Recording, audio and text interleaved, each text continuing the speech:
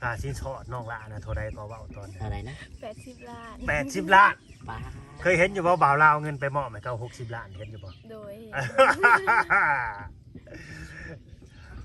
เอาเงินไปมอบให้สาวลาวก็หนึ่ง60 ล้านโอ้ยเจ้าว่าน้องนี้สิโชคดีเนาะเงินมามอบให้80 ล้านอีกว่าเนี่ย เออเพื่อว่าสิปิดใจเนาะสบายดีสวัสดีพ่อแม่พี่น้อง FC ที่ฮักแพงเบิร์ดสุขุสุคนเบิร์ดสุหมองสุบอนเด้อพี่น้องเด้อเปลี่ยนบรรยากาศพี่น้องเอ้ยมื้อนี้ก็เปิดภาพมากะเนาะเห็นภาพตรงไห้ตรงหน้าเนาะเป็นข้าวเป็นน้ำแหละเป็นก้าเนาะเขียวกะจี้อยู่พี่น้องเอ้ยอยู่ในช่วง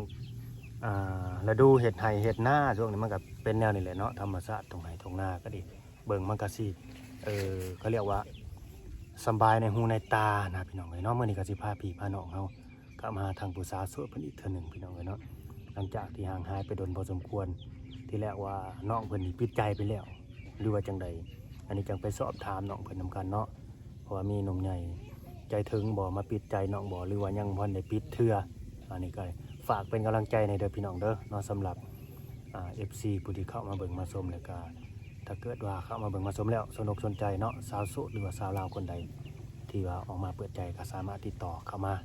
หาแอดมินได้เนาะข้อมูลการติดต่อขึ้นอยู่ในหน้าจอแล้วพี่น้องเอ้ยเนาะก็บ่ว่าอะไรอย่าห่างตอนนี้เฮาก็มาถึงผู้สาวโสดเพิ่นเป็นที่เรียบร้อยพี่น้องเอ้ยป้านี่แหละพี่น้องเอ้ยเนาะผู้สาวโสดเฮาก็นั่งไปเปื้อยอยู่จักหน่อยพี่น้องเอ้ยเนาะสบายดีนั่งล่ะ โดยสบายดี ยังจำกันได้เนาะยังจำกันได้อยู่ไปได้ดำไห้ดำนาแล้วบ่น้องล่ะ ยัง ยังบ่แล้ว แม่น ยังดำอยู่บ่หรือว่าจังได โดยยังดำอยู่ น้องก็ดำนาคือกันบ่ โดยด เห็นหน้าอยู่เนาะน้องก็ได้ดำท่านดำ แบบนั้น ดำคือกันอันนี้ก็สิเข้าเรื่องเลยเนาะ ำ บ่ต้องถามไปพุ่นแหล้ว ไปไกล อ้อมหน้าอ้อมหลังบ่ต้องถามไปไกลพี่น้องเอ้ยถามเขาเรื่องเลยแม่นอีหลีบ่ว่าน้องปิดใจนะหรือว่ายังบ่ได้ปิด ยังบ่ทันได้ปิด ยังบ่ทันได้ปิด โดย เอาคือว่าเห็นนั่นช่อง YouTube เข้ามาว่า เจอหนุ่มใหญ่ใจถึงว่าซั่นสิมาปิดใจน้องไอ้บ่าวศิลัดนะว่าตรงๆโลดนี่เห็นบ่าวศิลัดก็มาถ่ายว่าอ้าวเจอหนุ่มใหญ่ใจถึงว่าซั่นสิมาปิดใจน้องแม่นอีหลีซะบ่ ยังบ่แน่ใจอะนะ โอ้บางทีเขาอาจจะเว้า เซิร์ฟ บ่แม่นเซิร์ฟ เนาะ คุยซื่อ คุย ๆ ซื่อๆเด้ อ๋อ อันนี้ว่าภาษาบ้านเฮาซะว่าขี้โม้ซื่อๆแต่ว่ามันก็มีหลายพี่น้องเลยคนเฮาเพราะว่า รูปแบบเนาะ เฮาฮู้จักเขาหั่นนะมีแต่ตัวน้องนี่มีแต่เขาฮู้จักน้องแบบเฮ็ดในออกสื่อเด้แต่บ่ฮู้จักเขาก็เป็นคนในใด FC มันก็มีหลายรูปแบบคือกัน บางคนก็มาขี้โม้ใส่สาวลาวว่าสิแต่ง 2-3 แสน 4-5 แสนก็ว่าไป มี ใช่ มา ทำเท่านั้นเท่านี้ โด ก็ ย ว่า ก็ ไป มีคนแบบนี้ มันมีหลายตั้งแต่เราเฮ็ดที่เปิดใจผู้สาวมานี่มันมีหลายพี่น้องหลายกรณีแต่ว่าเฮาบ่หยิบยกมาเว้าซื่อๆเพราะว่าบางคนเขาก็บ่ยอมรับคือกัน พูดแต่ว่ายอมรับความจริง ญาติเสียหน้าเสียตานะประมาณนั้น อันนี้ก็เรื่องของเขาพี่น้องเอ้ย พูดแต่ทำไม่ได้ พูดได้แต่ทำไม่ได้ อืม คือได้ข่าวว่าทั้งน้องนี่ออกมาเปิดเผยข้อมูลหรือว่าเปิดตัวค่าสินสอดน้องละนะเท่าใดก็เว้าตอนนี้ เท่าไหร่นะ 80 ล้าน 80 ล้าน ป้า เคยเห็นอยู่บ่บ่าวลาวเงินไปมอบให้เขา60 ล้านเห็นอยู่บ่ โดย เอาเงินไปมอบให้สาวลาวก็60 ล้านโอ้ยเจ้าว่าน้องนี้สิโชคดีเนาะเงินมามอบให้80 ล้านอีกว่าเนี่ย เพื่อว่าสิปิดใจน้องอันนั้นคือเรื่องจริงเด้อพี่น้องเด้อที่เราเห็นไปนั่นคือเรื่องจริงบ่แม่นคอนเทนต์ โมเมนต์คอนเทนต์กับโมเมนต์ละครนี่ บ่แม่นละครดิเอาเงินอีหลีดิไปมอบให้เขา เงินกับเงินจริง เงินจริง ๆ จับได้บายได้ ใช้ได้อีก อืม ตีหัวคนยังได้ ก็ยังหลายแม่นบ่ว่าจ่อย แม่น บ่ได้ตีแต่หัวได้บางทีคนว่าบ่ม่วนตีปากยังได้อีก แม่น แม่นมาละ โดย ก็ตามนั่นแหละพี่น้องเลยเนาะก็คือเงินก็บ่ได้แม่นเงินเฮาดอกเป็นเงินของเงินผู้ใหญ่เพิ่นเนาะหรือว่าหนุ่มใหญ่ เนาะเป็ เป็น น อ้าย สปอร์ต เป็นนายหักบ่าวเล่าวนี่แหละที่ว่า ต่อมาให้ไปมอบให้ผู้สาวเพิ่นบางคนก็ว่าเฮานี่สร้างคอนเทนต์หลอกลวงต้มตุ๋นอย่างซั่นอย่างชี้บ่แม่นพี่น้องเอ้ยให้เข้าใจกันใหม่ซะอันนี้ก็ดีส่วนว่าน้องตัวน้องนี่เองก็อาจจะมีหนุ่มๆที่ว่าทักเข้ามาแบบมาเว้าหลอกล่อใจ หลอกล่อใจออกมาเนาะ แม่น ประ บ่ มาณ ให้ นั้น เสื้อยังประมาณนี้ว่าสิมาแต่งอีหลีเด้อจิตใจขอมีเงินมีคำจังสั่นจังซี่ก็บ่อยากให้เสื้อเขาง่าย แมนให้มันเป็นความจริงก่อน อืม อย่างเสือคน โดย ค่าดองผู้สาวโสดคนนี้80 ล้านกีบเพิ่นว่าเนาะ อืม ทองจังบาทก็น้องหลาเว้าไปตอนนั้นน่ะ ท้อง3 บาท ทอง3 บาทได้บ่าวจอย มีงัวมีควายนำบ่ มีแต่งัว2 ตัว โอ้งัวเป็นงัวตายแต่หนึ่งอันนี้ประเพณีบ้านเฮาเนาะ บางคนเขาก็ว่างงว่าซั่นมีคอมเมนต์เลยว่ายังต้องมีงัวเป็นงัวตายเพิ่นว่านั่นน่ะ งัวที่ตายคือครัวกินเนาะ งัวที่เป็นคือเอาไว้ เอาไว้เลี้ยง เอาไว้เลี้ยง อืม ก็คือบัดเลิกล่ากันไปจังเอางัวตัวนั้นมามอบให้ แม่ อันนั้นแหละเพิ่นเอิ้นว่างัวเป็นงัวตายเข้าใจนั่นนั่นพี่น้องเอ้ยงัวเป็นงัวตายนี่คืองัวนี่เอามากินตัวหนึงนี่ข้างไว้คล้ายๆแบบสินสอดนั่นแหละข้างไว้แบบนั้นเข้าใจนํกันเนาะ ก็คือตอนนี้สถานะหัวใจนี่ยังโสดคือเก่าบ่น้องครับ แม่ยังโสดคือเก่า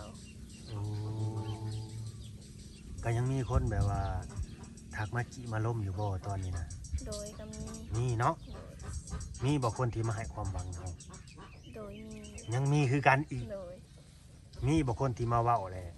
เขาเว้าได้และเขาเฮ็ดได้ บ่มี บ่มี โดย อืม ยังบ่มีเนาะ แม่น อืม ยังบ่มีเลยพี่น้องเอ้ยส่วนมากสิปากบ่ตรงกับใจเพิ่นว่าพูดได้แต่ทำไม่ได้สิประมาณนั้น เออคนเฮานี่เขาเชื่อมั่นในแบบว่า การกระทำสำคัญกว่าคำเว้าพอคำเว้านี่มันไผสิเว้าในใดก็ได้ เว่าไหนๆก็ได้แม่น พี่น้องไผสิเว้าในใดก็ได้ลมจากปากซื่อๆนั่นปากออกไปแล้วเสียงมันก็ออกมานำรถนั่นน่ะเว้าในใดก็ได้ แต่ว่าการกระทำบ่ไปนำ เว่าไปแต่ก็เงียบไปเนาะอาจารย์ โดยโจขาดอง80 ล้าน อันนี้นั่นบ่แม่นว่าเพิ่นสิเว้าคำหนึ่งคำเดียวเด้อพี่น้องเด้อ ยังมีคำบ่ได้กินข้าวคำเดียว แม่ นะมันก็ต้องมีต่อเนาะ โดย อืม กับสิรุดอยู่ที่น้องหละหรือว่าในใด โดยก็สิมีรุดอยู่ เนาะ แม่นเพิ่นก็บ่ได้กินข้าวคำเดียว แม่นบ่าจอยเคยได้ยินบ่เพิ่นว่าต่อลงได้บ่แม่นต่อขึ้นได้ แม่น เวลาแบบเอาไปต่อขาดองนะเขาบ่ได้ต่อขึ้น เขาต่อลง มันจะต่อลงใช่ไหม แต่หากว่าต่อได้ต่อลงนะประมาณนี้คำก็3 บาทก็ต่อลงได้ขาดองก็ต่อลงได้ถ้าเจอคนที่ถูกใจแน่คนที่ใช่แน่แบบว่าโดนใจน้องหั้นนะเงินไปนำอยู่พี่น้องเลยยันบ่เอาจักบาทจักกีบอยู่ แม่นบ่ เออ พูดเล่นพูดเล่น หยอก หยอกเนาะ ข้อมูลการติดต่อนี่ยังแจกคือเก่าบ่น้องละ โดยยังแจกคือเก่า อืม เป็นอิหยังแน่ทั้งเฟซทั้งไลน์บ่ โดยทั้งไลน์และกับวอนแอป โอ้ไลน์กับวอทแอปพี่น้องยังแจกคือเก่าแจกคือเก่าก็สามารถติดต่อมาพี่น้องเอ้ยเนาะถ้าเกิดว่าผู้ใดที่ว่าสนุกสนใจเนาะที่อกทุกใจเนาะอยากเว้าอยากล้มเนาะหรือว่าหมากผู้สาว ลงจะคุยเนาะ สาวสำน้อย สาว สาว สำ สู น้อย สาวสำน้อย จักปีเลยนะ 17 ปี อ๋อ คนที่ว่ามักเอาใจหั่นนะผู้สาวสำน้อยนี่คือแนะนำให้เลยเนาะ อืม น้องนี้ยังมานั่งเบิ่งหมู่ไปมาหัวควันบ้านนี่โอ้ยตายแหละสิเนี่ย เอามานั่งเบิ่งน้องสาวมาสัมภาษณ์เลย อืม จะหัวตี้เฮ้ยนั่งเบิ่งซื่อๆไปหัวแล้วน้องก็ไปน้ำอำลำเลยจังหน่อย อันนี้คือล้างไม้เด้อพี่น้องเด้อมีหมู่เพิ่นมานั่งเบิ่งนะ เพื่อจะ เอามาใช้ก็หมากลำไยนะ มีคนถักมา นะโทรมาแต่อเมริกาผู้บ่ บ่จ้า ว่าติ ไปแต่แล้วจ้า อืม มาจากบ้านโคก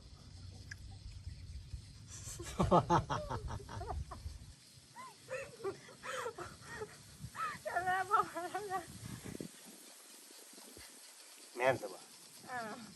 มาแต่บันโก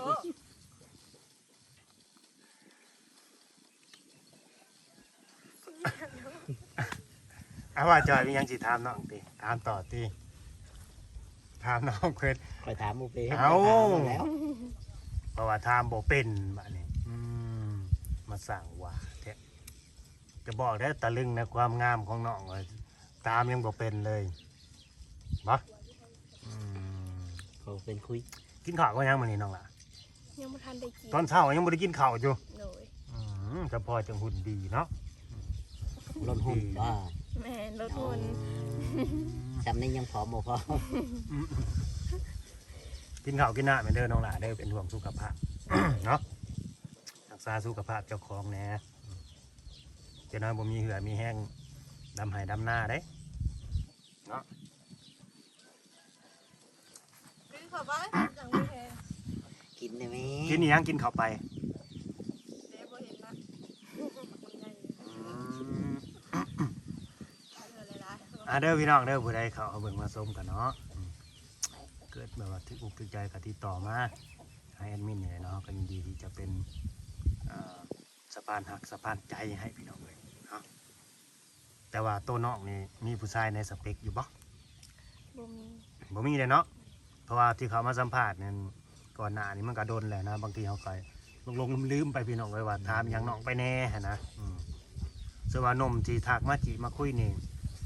ได้เบิดเนาะ โดย เอาอายุเท่าไหร่นะ อายุเท่าไรก็ได้เบิดประจำกัดอายุ 90ได้บ่ ก็นั่นก็แล้วจังกับ อย่าบอกว่าให้หน้าบ่ได้อีก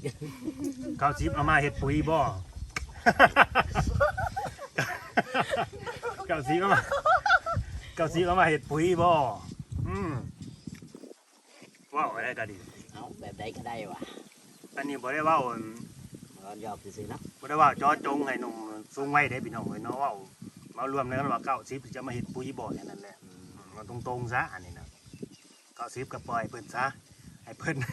ให้เพิ่นอยู่ของเพิ่นซะ90ก็สิไปแบบเขาเรียกว่าอะไร แต่ นะก่อน คือล้นๆมา อย่าสุไปเฮ็ดให้เพิ่นแบบว่า ได้ กลับมากับพี่กับเป่าอีกเทื่อหนึงนะให้เพิ่นอยู่ของเพิ่นซะอย่าไปทรมานจิตใจเพิ่น มันอยู่โลกส่วนตัวของเพิ่น แม่เนี่ยเพิ่นอยู่ในโลกของเพิ่นซะอายุ90 80ก็ดีเนาะบ่ต้องไปทรมานดอกผู้เฒ่า จะน้อยมาบัดสิตายคาเอิกบ่แม่นแนวได้อเว้ย มาหยอกเด้อพี่น้องเด้อ FC ก็จะเครียดกันได้เนาะจะน้อยเป็นฮู้บ่าวลาวคือว่าเอาคักแท้ อย่ามีหนุ่มมัน80 90มีเวลาว่างมานั่งเบิ่งคลิปนะ แม่น ได้ยินเสียงว่าปาโตคือมาดูถูกกระแทปัจจิวาอีกนี่ข่อยยังแข็งแห้งอยู่เด้อบ่าวเล่าปัจจิวา ก็ยังเห็นหน้าได้ เออ โอ้ ข่อยยังเตะกับปีบดังเด้อเตะต้นกล้วยก็ฮักอยู่เด้อปัจจิวา ก็มีได้มี ก็สิมี มี บางทีเขายืนยังเซ ยืนยังเซก็มีนะประมาณนั้นเฮาบ่เคยเห็นดอกคนอายุ90สิ ถักมาเนาะ สิทักมาขอแบบว่าเฟซขอไลน์ผู้สาวนะบ่เคย เรา70นี่มีอยู่ สูงสุดก็บ่เกิน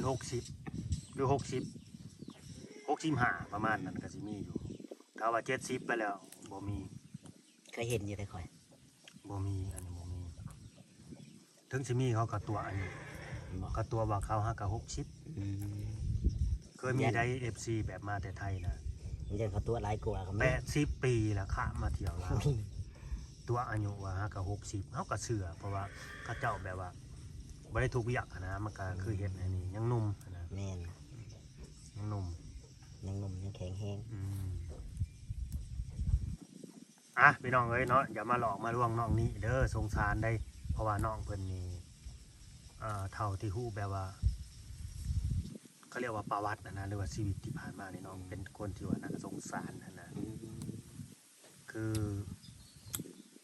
เนี่ยใดก็เป็นคนกำพร้าก็แม่นได้อันนี้คือบ่ได้บุรีน้องเป็นคนกำพร้าเป็น กำพร้าเนี่ย เอา กำพร้าแม่บ่ โดย กำพร้าและแบบว่าอยู่น้ำป้าบ่น้องนี้ อยู่ เนาะ น้ำป่าอยู่น้ำลุง เด้ อ๋อ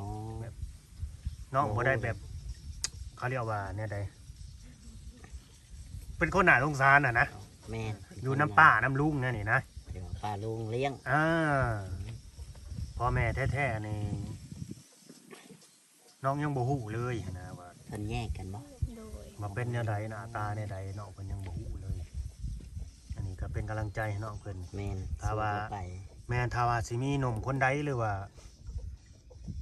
ผู้บ่าวคนใดสิทักมาจิมาคุยหรือว่าอยากมาดูแลน้องยืนไม้ยืนมือมาช่วยเหลือน้องก็อยากให้แบบเข้ามาช่วยเหลือด้วยความ จริง จริง ใจ ใจ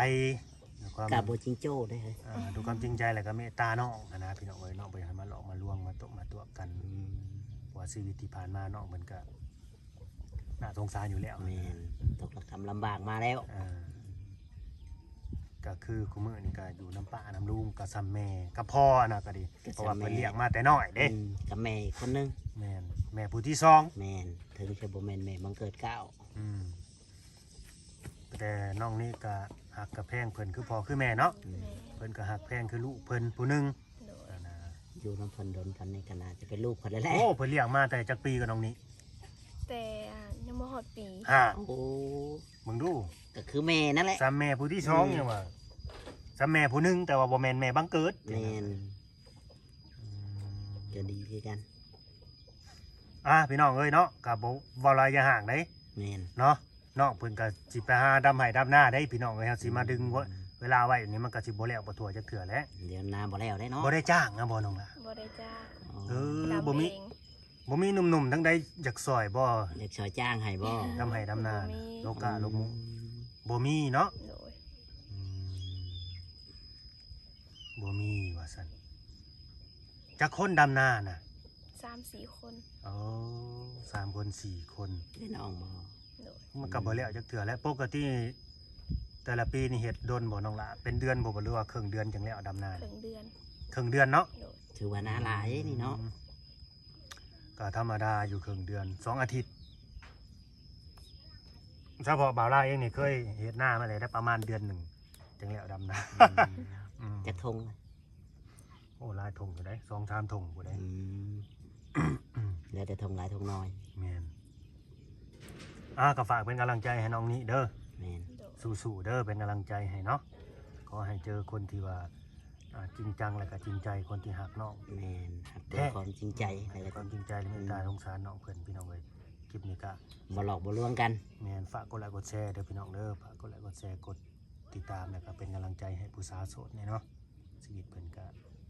ขอให้พบเพาะแต่สิ่งดีๆเด้อน้องละเด้อ โดย เนาะโอเคพี่น้องเอ้ยเนาะฝากกดไลค์กดแชร์กดติดตามพี่น้องอยู่ดีมีแห้งหักแพงแบ่งปันกันคือเก่าเด้อพี่น้องเด้อสบายดีน้องนี้ โดยสบายดี โดยสบายดีสบายดี สู้ๆต่อไป